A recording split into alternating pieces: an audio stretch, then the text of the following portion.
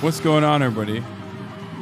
I hope everyone's having a fantastic evening, afternoon, pre-noon, no matter where you are in the world. I'm Hasan Piker, and this is the Hasan'S broadcast coming to you live from New York. We're in Manhattan, folks. We're live. We're alive. And I hope all the boys, girls, and MBs are having a fantastic one because today's a beautiful day. Today's a wonderful day. Today is Saturday. I'm live. I'm alive. This is the number one broadcast for driving a wedge in the Democratic Party, as you guys already might know. The article is titled, Why Some Democrats Want to Shut Off Hasan Piker's Megaphone. The popular streamer's rise as Democratic influencer coincides with the party's long search for a path out of the wilderness.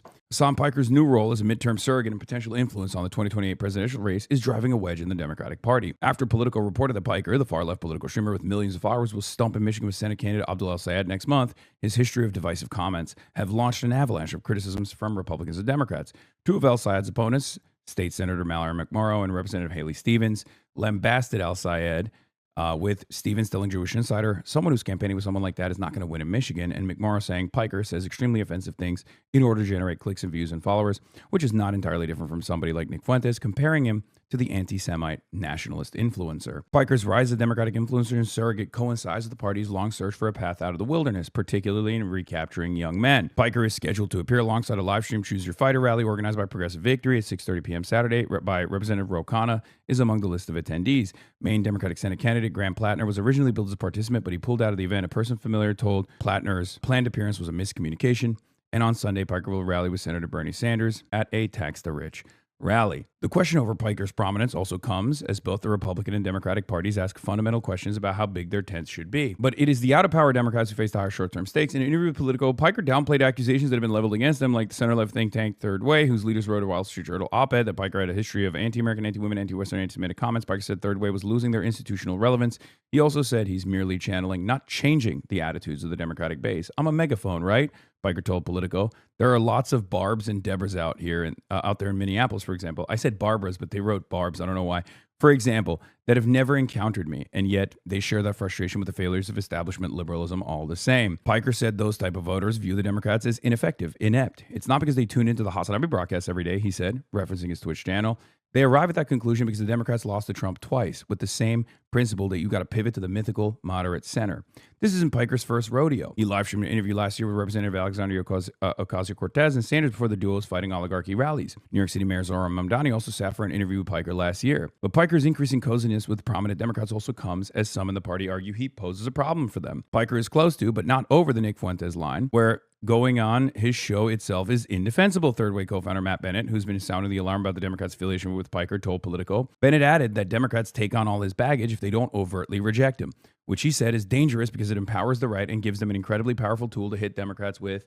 That's very bad. I didn't think I'd be at the epicenter of this conversation, but this conversation is not about me at all. Like, it might come across as a conversation that's about me, but it's not about me. This conversation is about where the Democratic Party should be heading. Will they be responsive to the needs of the base? Will they be responsive to the overwhelming demands, totally just demands, totally moral demands coming from, large majorities of the base of the party? Or will they continue with establishment neoliberalism? Because there is no Jeremy Corbyn-style figure, as it stands currently in the American left flank of the Democratic Party, they have positioned me as the fixture point. They have decided that I am the placeholder for a Jeremy Corbyn-style figure that they can just actively undermine with the same exact style of smears. But the difference now is when the anti-Semitism smears against Jeremy Corbyn were very effective in purging the left flank of the Labor and turning it into the Keir Starmer, very right-wing Labor Party that it currently is, that's collapsing the party in and of itself. When they did that, it was a very different media environment. It was an entirely different political environment. The issue of Israel was nowhere near as salient as it is now. And also the issue of Israel was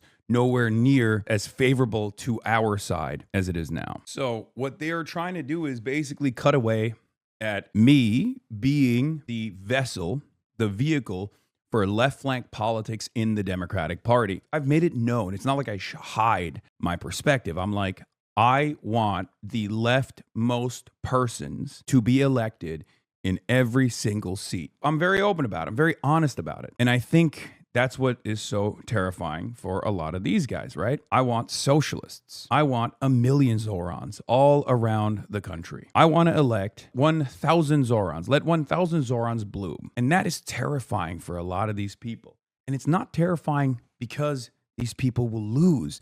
It's terrifying because they'll win. They don't want the Democratic Party to have a large share of the power sharing agreement coming from people like Zoran Mamdani, who will be objectively more popular.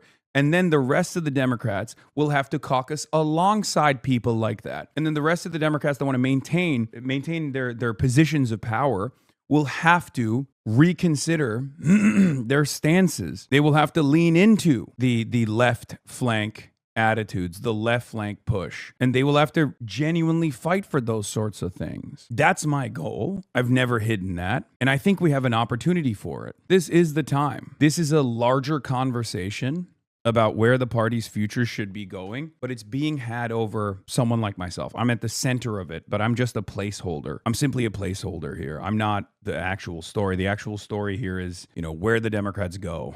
Where the Democrats go from now, where the Democrats grow from here. Should the Democratic Party be a centrist party, a center-right party? Should the Democrat actually be a leftist party, an actual, truly leftist party, an actual progressive party? But some Democrats like Khanna argue that the party needs to assemble a broad coalition that must include engaging with Israel critics like Hasan Piker, as PodSave hosts have done and many progressive candidates here have done. Khanna told Politico, of course, I disagree strongly with some of his statements and point that out, but canceling people or shaming people like Hasan Piker, Sean Ryan, or Theo Vaughn is not the answer. The debate over Piker's place within the party is set to play out across the 2028 field, too. Now they're saying you can't drive a wedge because 55% of self-identifying Democrats don't even know he exists. It's almost like you agree with us that it's bizarre and pointless for politicians to waste time smearing and denouncing him. Yes, and that's precisely the reason why they're doing it, because 55% of self-identifying Democrats don't know who I am.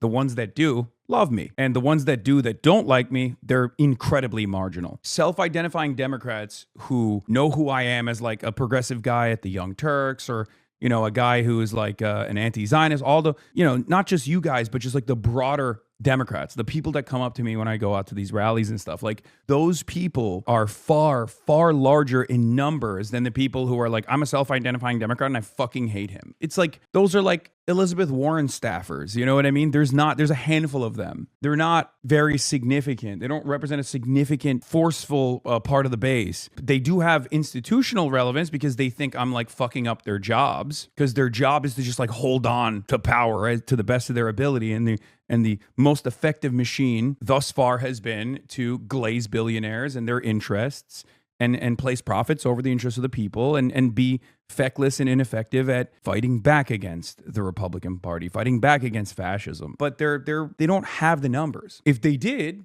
they would be honest when they run for office, right? They would say, hey, what's up? I'm Mallory McMorrow, and I am basically just an empty vessel for whatever corporate interests that I can massage into my focus-tested messaging, and that's what I'm here to do. I don't have any real values. Maybe I have some values here and there that I will represent, but overall, like, my positions are very changeable. I'm very malleable, and I'm very susceptible to corporate influence. That's what they would do. Do you think that's a solid way to campaign? Do you think you would win any votes doing that? Of course not. These guys can't be honest about it. That's part of the reason why a lot of people, understandably, are frustrated with the way politics operates. And even even the biggest normies will always say the classic thing, oh, I can't trust any politicians. It's like, yeah, you can't, because we haven't really had a great string of earnest politicians that communicate their worldview openly, without fear. Politico surveyed 14 potential 2028 Democratic presidential candidates asking whether they would appear on a live stream with Piker if invited. Only 3 definitively said they would. Senators Cory Booker, Ruben Gallego, and Elisa Slotkin all said they wouldn't go on Piker's stream through spokespeople. Mr. Piker's terrible comments about Jewish people,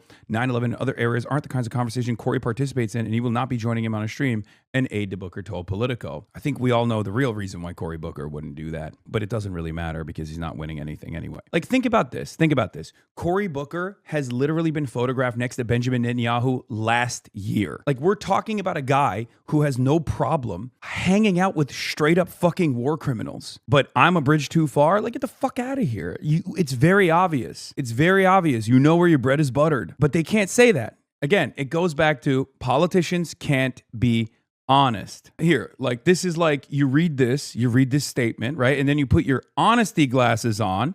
If you read the statement at face value, Mr. Piker's terrible comments about Jewish people and 9/11 other areas aren't the kinds of conversation Cory participates in. You put the glasses on and it's like, I don't want to talk to someone who's going to question me from my left flank and expose my immorality because I first and foremost, will always defend the state of Israel rather than my own constituents. That's what it is. You put the glasses on and you see the truth behind the statement. This is the fake conversation that are set on the boundaries that they can have this conversation on. The real conversation is, yeah, I don't want to do that because it's going to make me look incredibly immoral and make me look really bad. I obviously don't have an issue aligning with horrible monsters like Yoav Gallant. Like, this is the guy who's like, I don't want to talk to Hasan. Like, okay, well, I don't want to talk to you either.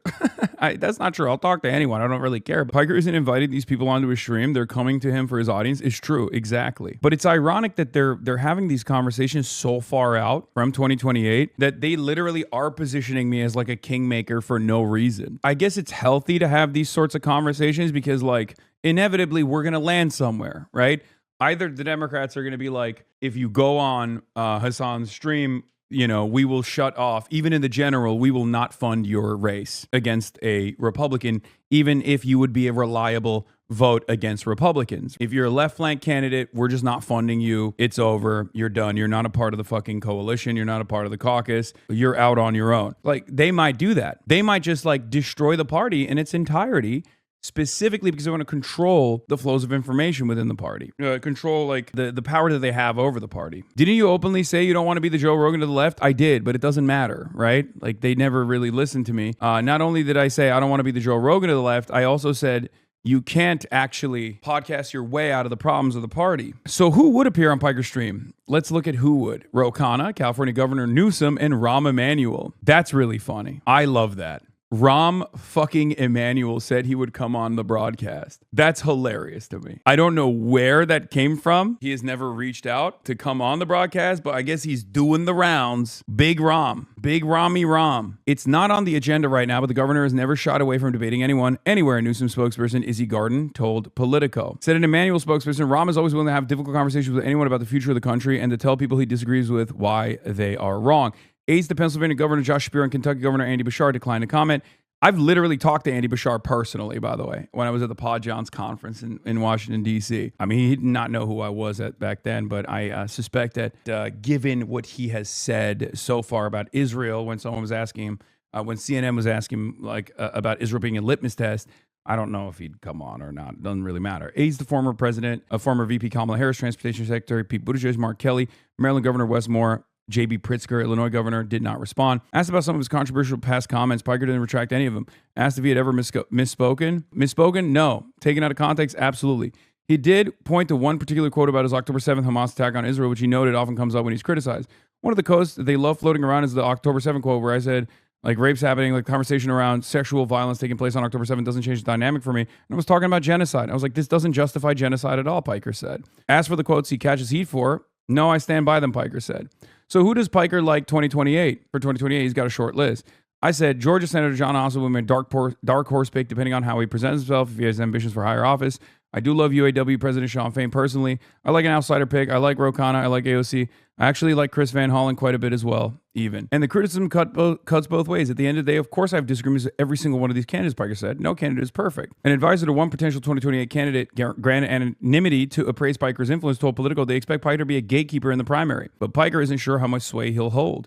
Who knows how things change, he said. I mean, this is a very dynamic environment. So yeah, that's the article from Politico. It has reached, because it's like so perfectly nuclear. It's basically like an atom bomb for Twitter discourse, and that's precisely the reason why there is a lot of discourse on the Twitter discourse machine. The list was asked, what the fuck is that? Bro, they're asking me about 2028 candidates. Like, what do you want me to say? Vladimir Lenin? Like, there are no real, like, right now, we don't even know if there's going to be a 2028 race, okay? We're so goddamn far out. You guys are insane. Like, the amount of emphasis you place on these like picks is so silly. Like, it's not a real question right now. You know what I mean? Say Ilhan Omar, Rashida Tlaib. Yeah, I mean, I love Ilhan Omar and I love Rashida Tlaib. I don't think either. Well, first of all, Ilhan Omar is naturalized anyway. And Rashida Tlaib, I don't think has any ambitions of higher office like that. Chatters are acting like they're putting their entire house on the Kalshi prediction market.